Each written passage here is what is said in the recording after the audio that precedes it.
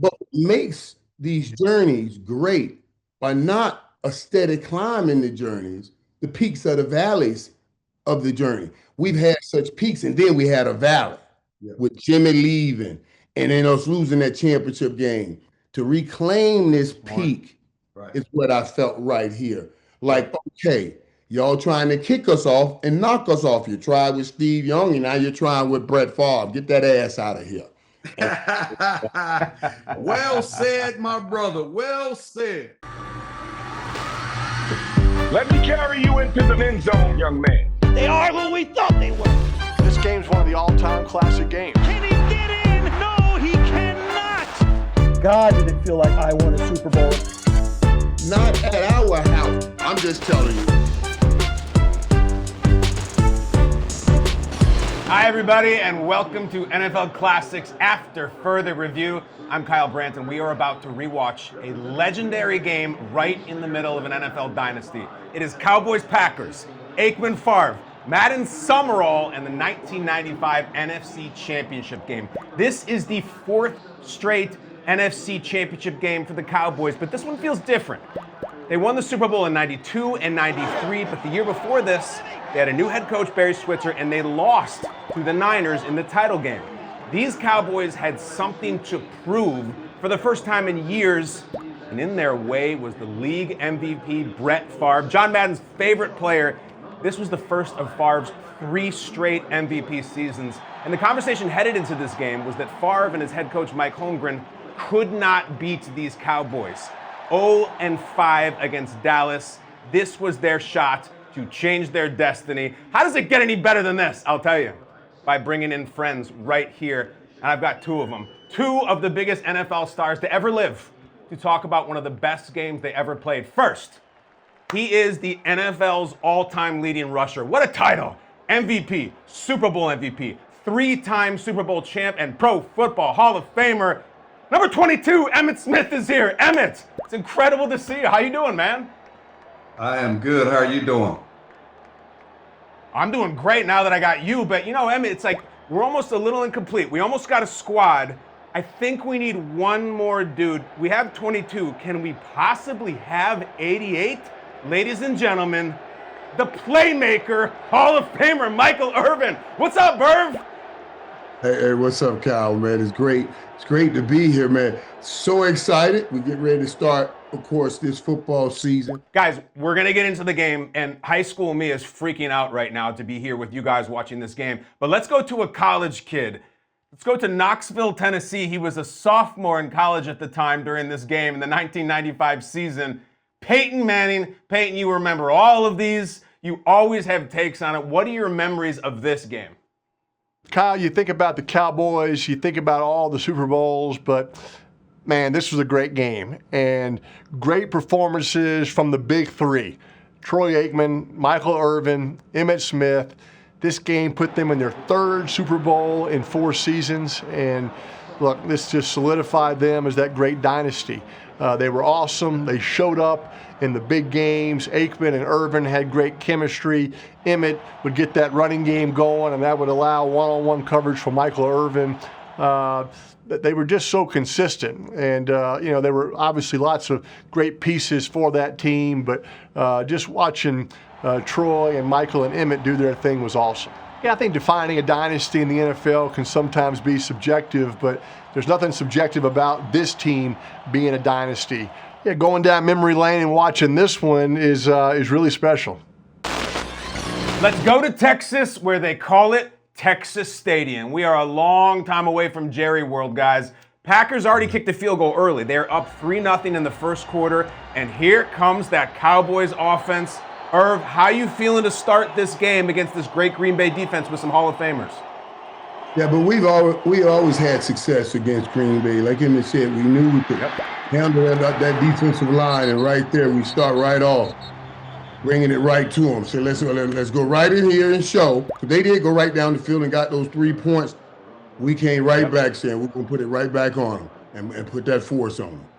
Well, the good thing about that is, yes, they did score on us early, but we were able to come out and establish that we could run the ball still. They knew we was going to run it. As you see this run here, set it up inside, bounce outside. Kevin Williams make a good block outside so I can cut up inside and make some hay on the ground, pick up about 5 or 6 yards. Now, Green Bay, they dropping in that 6-7 man front playing cover 2 behind it.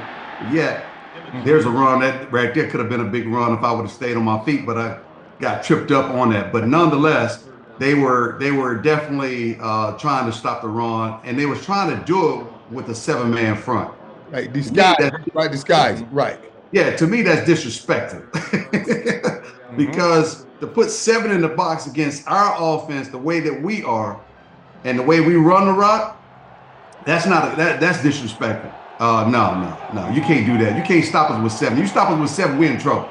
Right, Cal. What they were doing, Cal, right? So you see, top Doug was on me, and at the last minute, they would drop back out.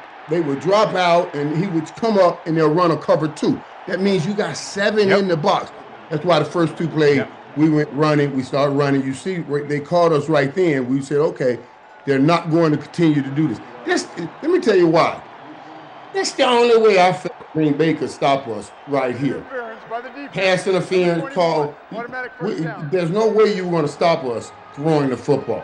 You know what I mean? You're going to have to do is pass interference, or you're going to have to go get some help in here, and that's what they did. This was just a bang 8.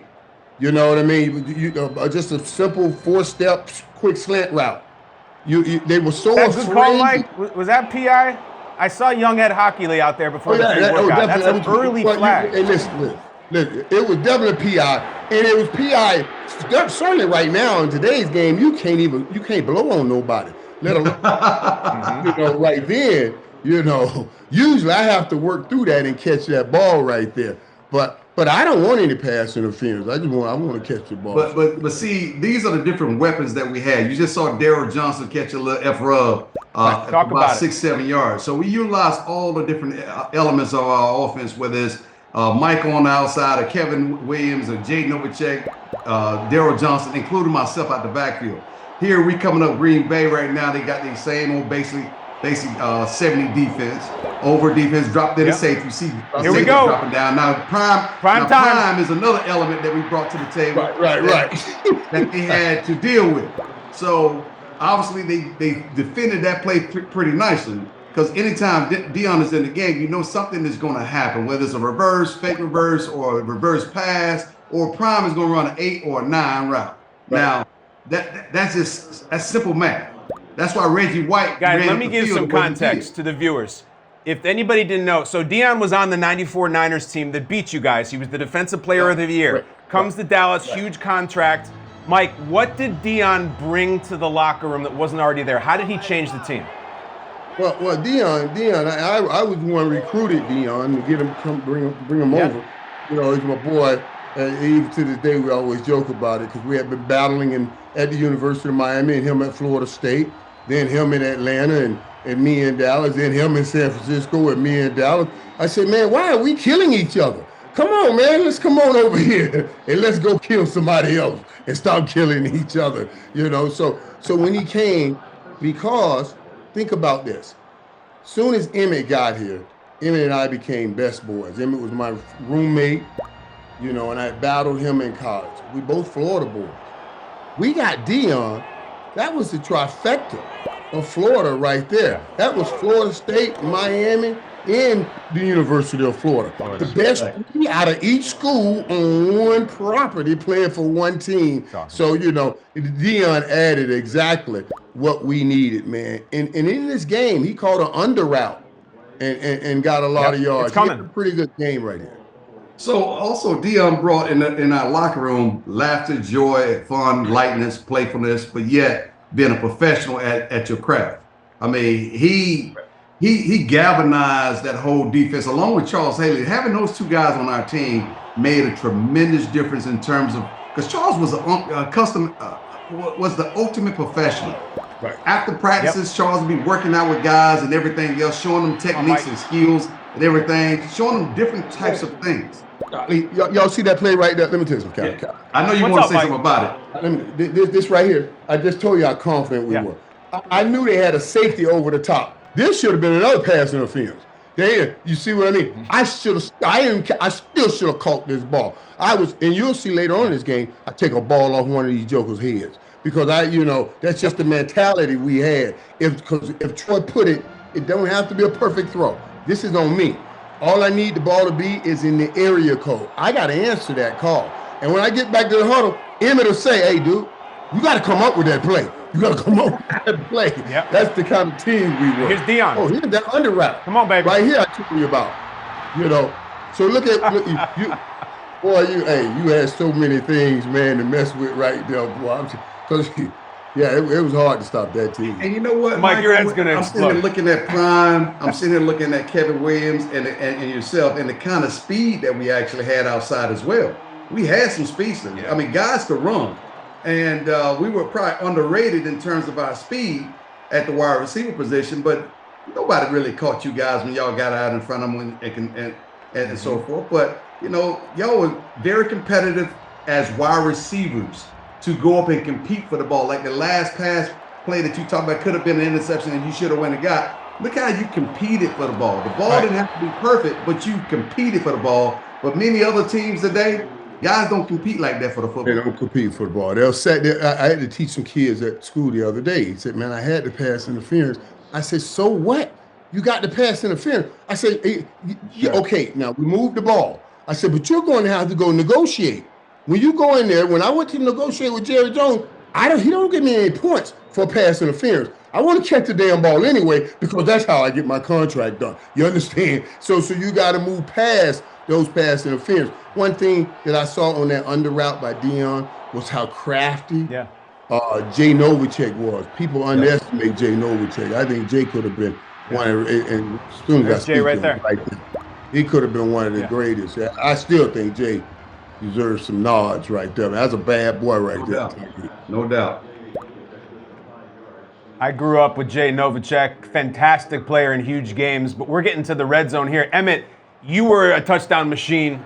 When you get inside the 20, inside the 10, as we look at Reggie, do you start to sense, I'm about to score, call my number, it's going to happen again? Do you start to feel it, like you can taste blood? No doubt. I start to smell blood. I mean, it's like a shark in the water. You start to smell blood, and you have one thing in mind, and that's to get to that end zone the best way you know how. Not this time. Instead of me get there, Michael Irvin, playmaker, get there instead. I'm glad he caught it and didn't go out of bounds at the 1 yard line because he would have lost his touchdown.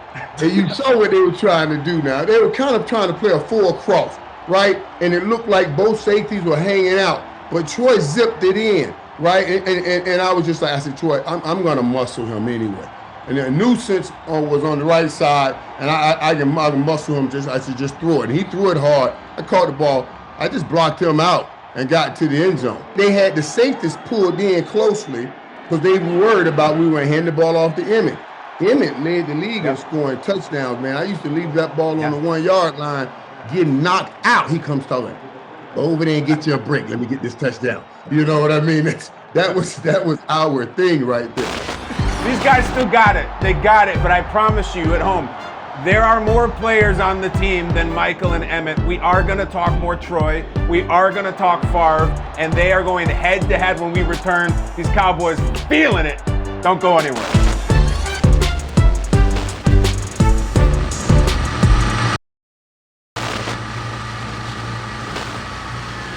Welcome back to After Further Review.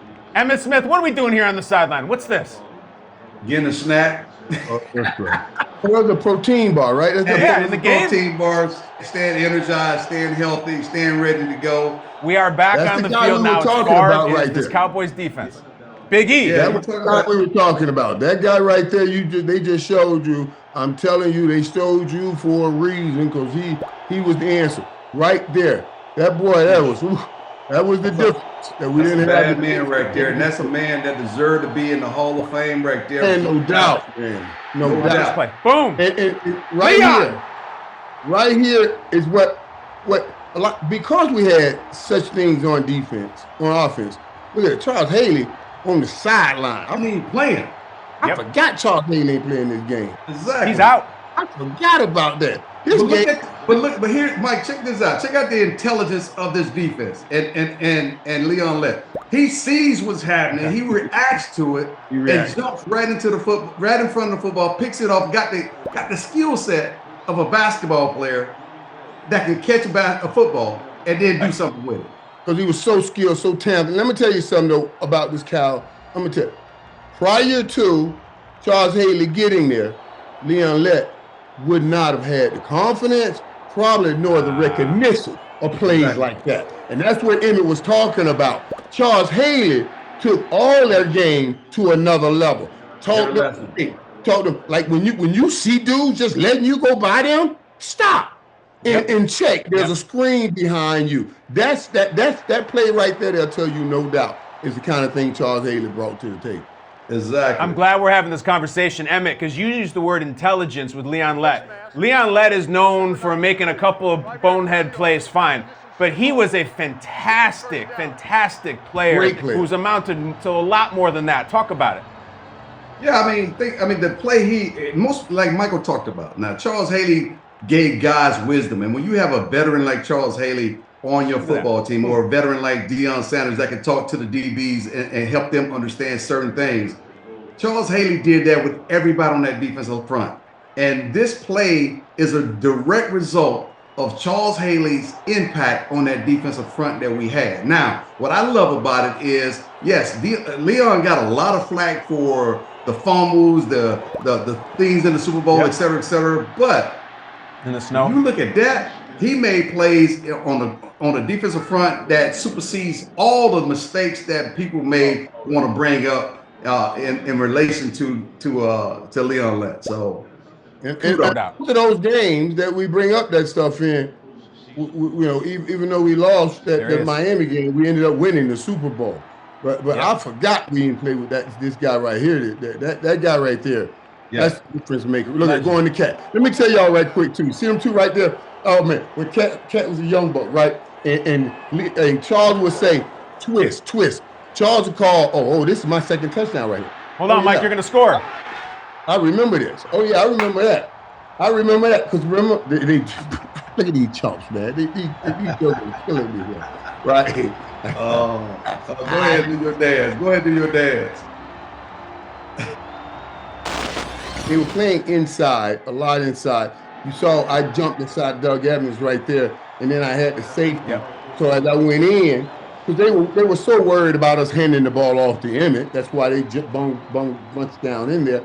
I got a chance to come back out, and that offensive line gave Troy the time. And then it's just, hey, they meet me at the corner with the ball, and he put the ball perfectly. But Green Bay right here now, this was Brett Favre. Here it comes. Right. Bam. Look at that. Right back at you. That's Robert back at you. I remember back at you. Boom, Brock Marion ducked down on that, man. Put it back on the right here. Yeah. That's the icky shuffle. What happened on that play, Mike? Yeah, that's the icky shuffle or the Deion shuffle, whatever you want to call it. But it was a disrespectful shuffle, so we about to raise up on them now in a minute. Yeah. We are almost going to come to blows on the field in the next segment. Wait till you see this. Emmitt gets shoved into a kicking net. Irv is fired up. You do not want to miss it. Don't go anywhere. This one's just getting started.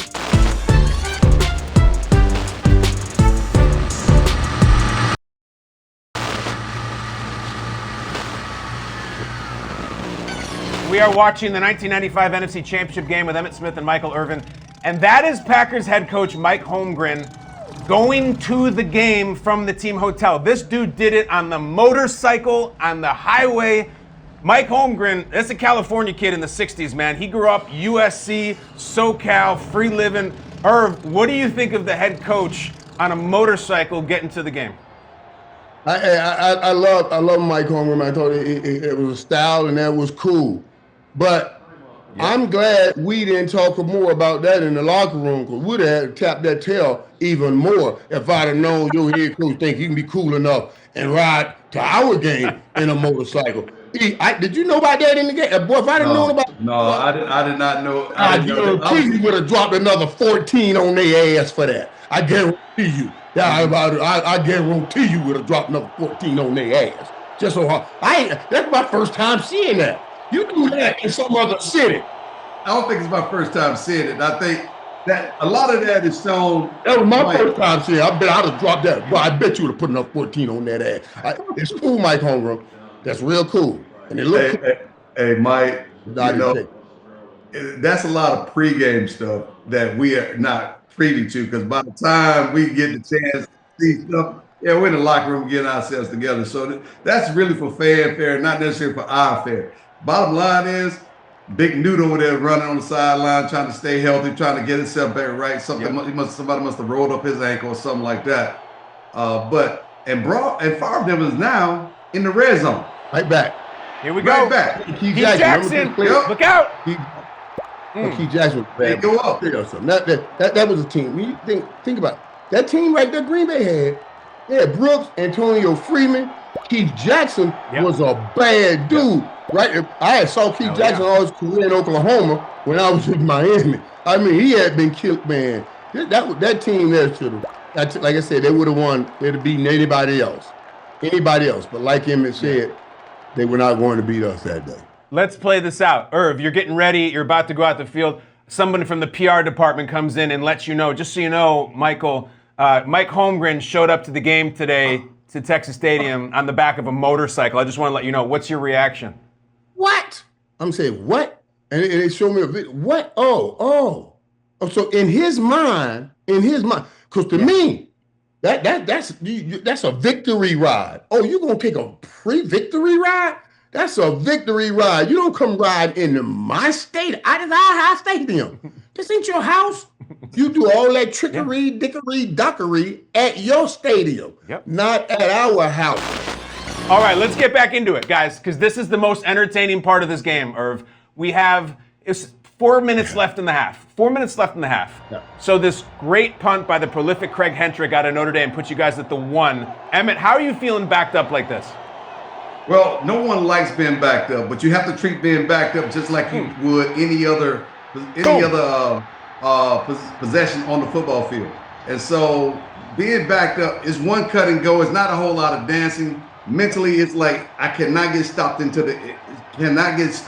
or lose yards in the end zone. I got to get out the end zone. And that play, as you can tell, great blocking up front, great blocking by Darryl Johnston, which created a crease for me to get out on the outside of that block. And they double teamed up to the back right there. Darryl get outside, and now it's George Teague and I one-on-one. That's the ideal situation in terms of the way we block and the way we play the game. Now, that was a little shove out of bounds. But very crucial play, though. Very crucial play. You're backed up. We're backed up in 17-17. If you don't get movement right now in the run game, if we don't have any movement, now we're punting the ball and they're going in, leading, either they're leading, get a touchdown and go up, or go to field goal and go up. It was a crucial point to pin us in, and we couldn't take that pin in. We needed to get. I remember what Noah will always say, and this was Ernie now. But when I remember, this is tough. We got to get that first down. We got to get that first down, and that's we were yelling there. We got to get that first down. That was it. That coming off that goal line, and then of course, no doubt. Well, guys, let's get into this. This is John Yurkovich, who is the defensive tackle, and you're going to see Eric Williams, Big E, make the block. Irv, what are you seeing here? Because Yurkovich is on the ground writhing in pain, and this changes the tenor of the game. Right, and everybody kind of goes crazy. But you do remember now. Remember, let's go back to this. Let's go back to this.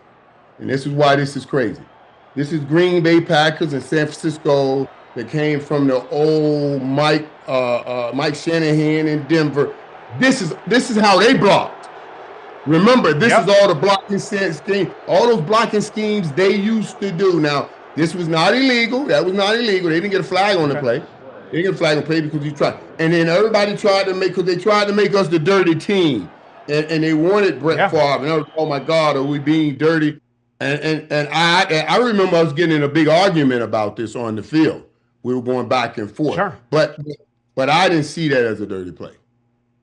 All right, well, this is coming. The argument's coming. And the next play is crazy. I know John Yurkovich. His name's Yurko. He's a treasure in Chicago radio. And I reached out to him this week knowing we were going to show this and it's going to be controversial. I said, I got a couple Cowboys with me.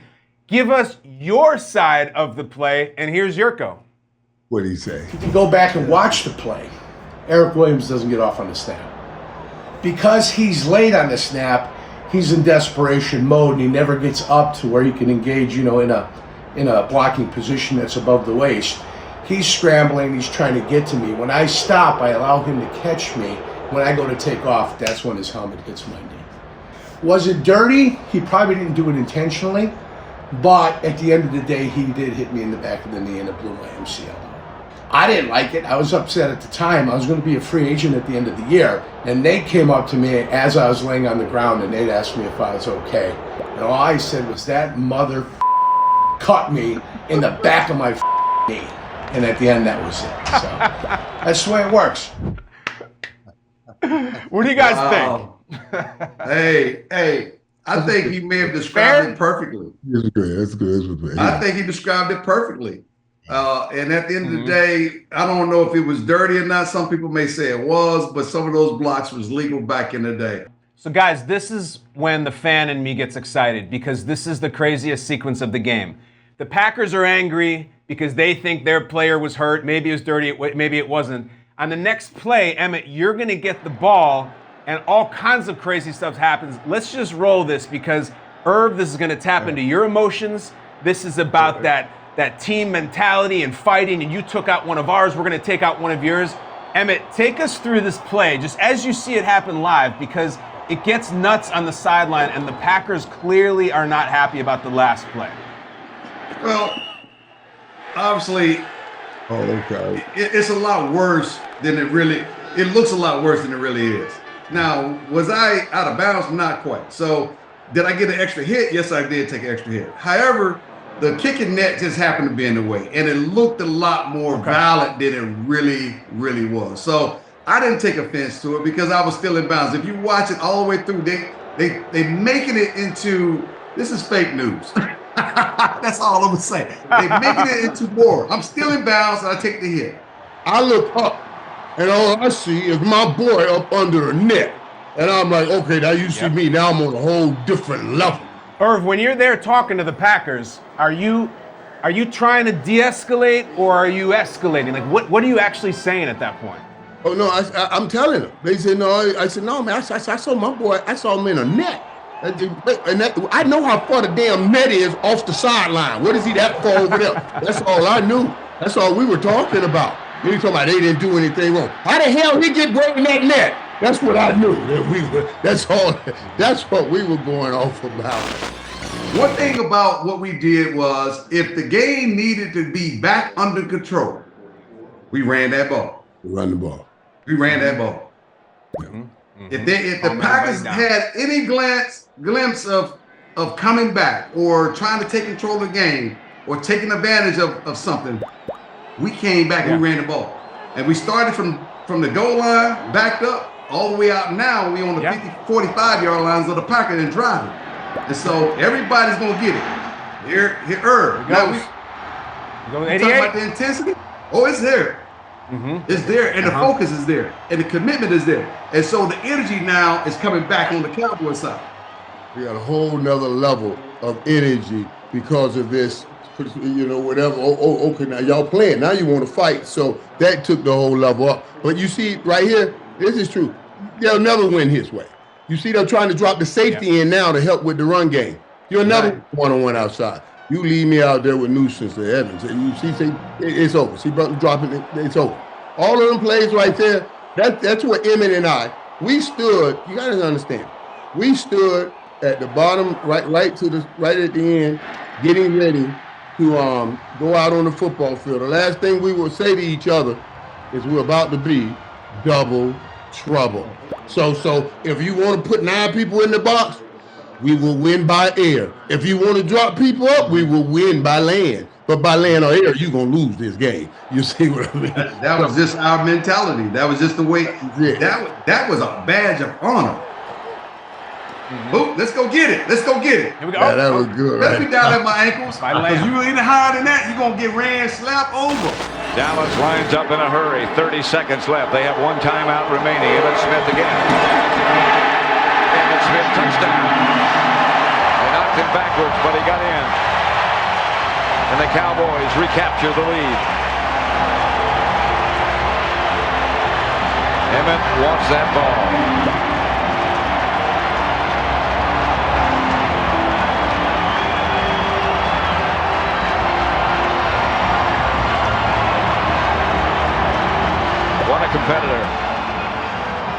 You know it's January of '96 because I believe Emmitt just raised the roof after he scored that touchdown. Guys, it's 24-17 Cowboys. You get through the emotion, you deliver with the touchdown, but incredibly, when we come back, up next, the Green Bay Packers do not quit, and in fact, they will take the lead. I'm going to ask these Cowboys if there was any doubt in their mind that maybe this night was going to belong to Brett Favre. We're going to ask both of these Cowboys legends when we return. We're having a blast.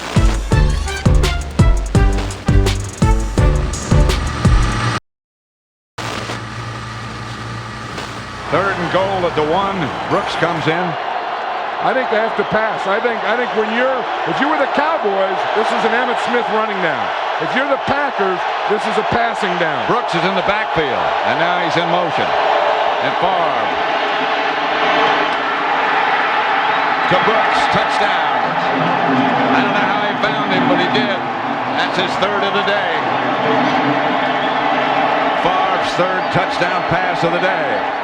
And he's found him the way he's found him all year. Yep. That offense, you know, we have seen it with Joe Montana. Then they gave it to Steve Young, and now you're seeing the Brett Favre.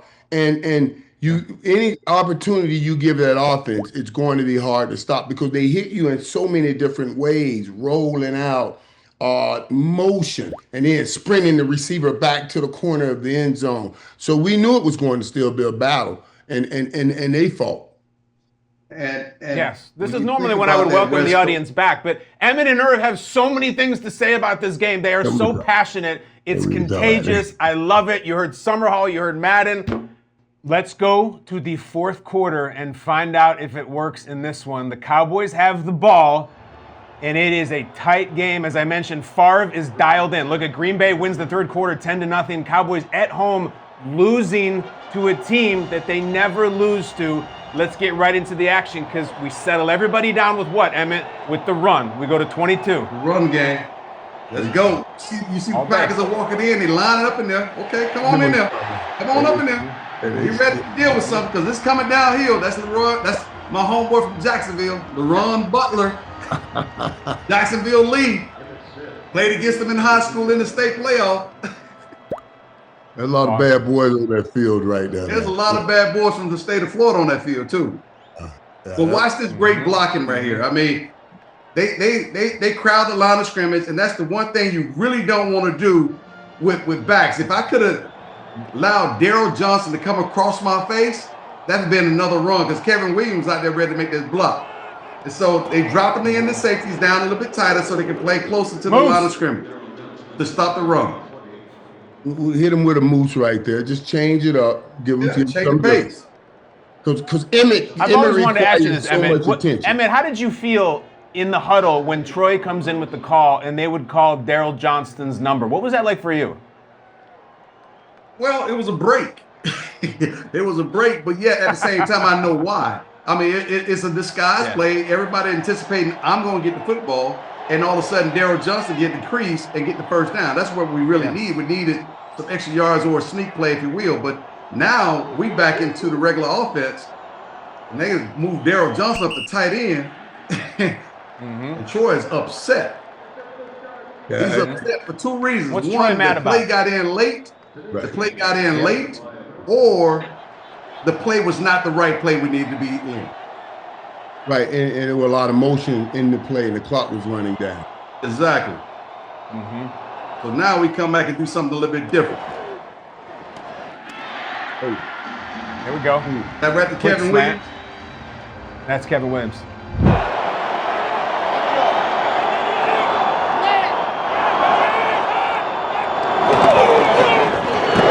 Right to Daryl Johnson again. They think I'm getting, he's picking up 4 or 5 yards. In the red zone, like what Emmitt just talked about. 5 yards down here in the red zone, understand our mentality, that's 10 yards in the field. You see what I mean? If you are inside of 12, 13 yards and you can go get 5 yards, that's huge, man. That's huge. Goes to the red zone. So that's a big play.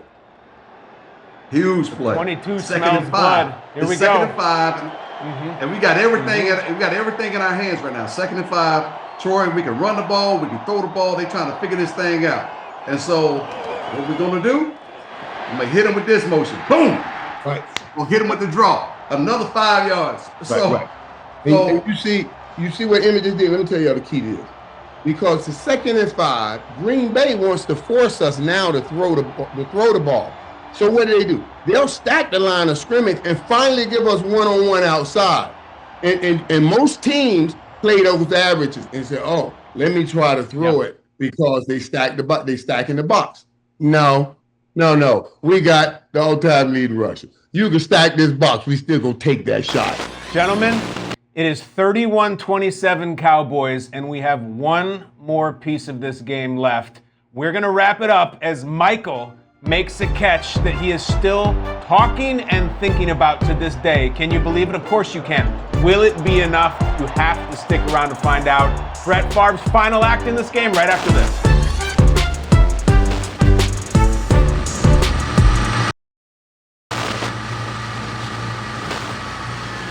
Hey everybody, welcome back to After Further Review. All right, late in the game, Packers down with 11 minutes to go. It is 31-27. You see it right there on the Fox box. It is drama time for Brett Favre. Can he slay the Cowboys dragon? My two friends here in the room with me are standing on the sideline watching. What are you guys thinking when you watch Favre go to work? Brett was so incredible, man. Brett, think about it now. We watch this dude play. And the way he enjoyed playing football, he had so much fun. He had that streak going, and he was never hurt. Always showed up for his team, so you knew he was always going to fight.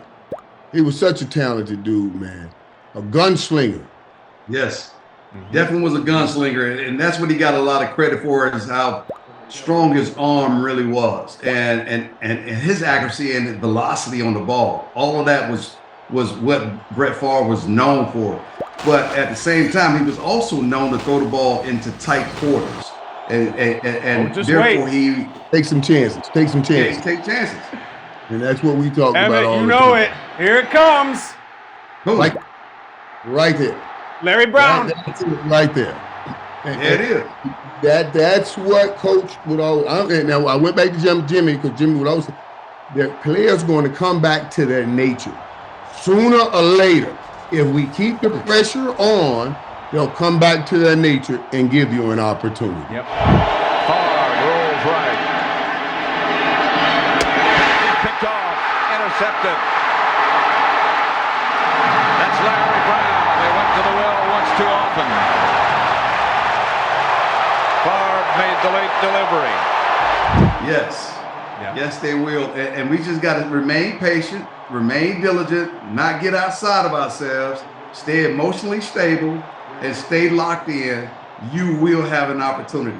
Here, Brett Favre could have took that ball down and ran for a few more yards instead of throwing it down the field, trying to force it with this strong arm that we just talked about. And instead, he throws a pick right to Larry Brown, who everybody on our sideline was completely surprised that he even caught it. Caught the ball. Larry Brown got hands like this. He got Edward Scissor. We used to call him Edward Scissor hands. Oh, come on. All right, Mike, get in here. Come on. Right. It's over now. Hey, now you were giving us this right here. I remember this too, because remember now, look at me cut the food. Because I let that first one get away. I should have ate the plate of food off the first dude here. And Deion was getting on me too in the first quarter when I let Newsy get away with that. He said, dude, you got to come up with that. You know what I mean? That's another thing. Like, look at this play. It's always here's the brilliant part about what Irv just did. The brilliant part about it, he created the contact. He created the contact to go get the ball and forced the defensive pass interference. They do that. He forced it. And he kept his arms and eyes and everything else, which is complete focus on, I'm going to catch this ball. On that ball, boy. Okay. Hey. Brilliant. He never panicked. He went for the ball. He didn't wait for the ball to come to him. He went for the ball and created the issue for DB for the Packers. But you guys, let me tell you something. You see Deion run up to me, man, Emmitt. The one thing nobody ever talks about is the accountability we had to one another. I think, that. It's over now. It's over now. Close the door. You close the door. Close the door. Rev up the motorcycle. Hey, Hand that microphone to the fat lady, let her start singing that song. It's a rap right there, bro. Look at you two. That's what we saying right now. I told you it's a rap. You see that? What? Hey, by land or by air, today you died with both. That's what I'm saying. You died by both. We don't. That's what. Look at that right there, boy. Oh, them was some man. Oh, there's Prime. I got goosebumps. Yeah, them good days. Special teams, man. Special players, as they say, great players make big plays in big time games. Yeah, that was, boy. So you guys know right now, you're going back. You're going to the Super Bowl. You guys are really, you're going back home. Right now, you know it. What's it feel like? Well, listen, the game right here, it's Brett Favre. What we actually did right there was put the defense in place where they like to be, because they get the Canarians back, like Jimmy was talking about earlier, and get to the quarterback. And right here, we were just celebrating, man. I couldn't believe it. We were going back. Like you said, we were going home. And that's how we were saying, let's get back home. Let's get back home. And home was that Super Bowl. I mean, you went for back in the day, 35 rushes. 35 rushes back in the day. That was a hallmark. Did you see that? I was just thinking about that, E, because they said we were talking about Brett Favre as a gunslinger with 30 attempts, and E running 35 times. 30 attempts for a quarterback is nothing. That's not gunslinging in this league right now. They're throwing 50, 55 times a game, and ain't no running back running the ball 35 times a game. They don't do that anymore. They don't do that no more. So Emmitt, listen, you guys go on to play the Steelers. You beat the Steelers. You win your third ring in 4 years and the final Super Bowl ring of your career. Where does this phase of your career rank? How do you look back on this particular time of winning this title game and then this Super Bowl? You know, these were some of the best times, period. Doing that three out of four run was some of the best times of my career, and the team, some of the best teams I've ever played on. And being coached by some of the best coaches straight across the board. We had solid coaches. And unfortunately for us, free agency kicked in, and that started stripping away some of the great talent that we actually had around us. I would take moments like this over moments becoming the all-time leading rusher any day of the week, because this is why you play the game. You play the game for team celebration, team wins and victories. But what makes these journeys great are not a steady climb in the journeys. The peaks are the valleys of the journey. We've had such peaks, and then we had a valley with Jimmy leaving and then us losing that championship game. To reclaim this peak is what I felt right here. Like, okay, y'all trying to kick us off and knock us off. You tried with Steve Young, and now you're trying with Brett Favre. Get that ass out of here. Well said, my brother. Well said. It always is. It always is. Guys, listen, I feel blessed myself just to be able to do this with you. This was some kind of childhood dream come true. Thank you very much. You're great champions. I have so much love for you. That is going to do it for NFL Classics. After further review, for Emmitt Smith, Michael Irvin, and Mike Holmgren's Motorcycle, I'm Kyle Brandt, and we will see you next time. Thank you to these great Cowboys.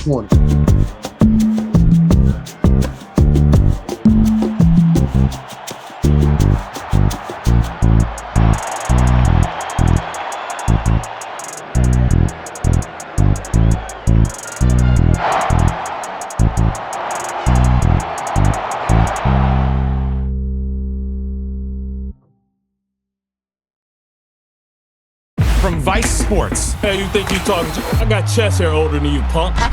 From executive producer Peyton Manning. Man, this was a great game. Comes a new way to watch the NFL. That was my only missed tackle. Thanks for putting that in there. I'm sitting down with NFL stars and celebrity fans to relive the wild plays. Here it comes. The big hits. Heidi, look out! And the unbelievable moments. Beautiful. In the immortal words of 57, Can't wait. NFL Classics after further review. Wednesdays at 9 p.m. Only on Vice.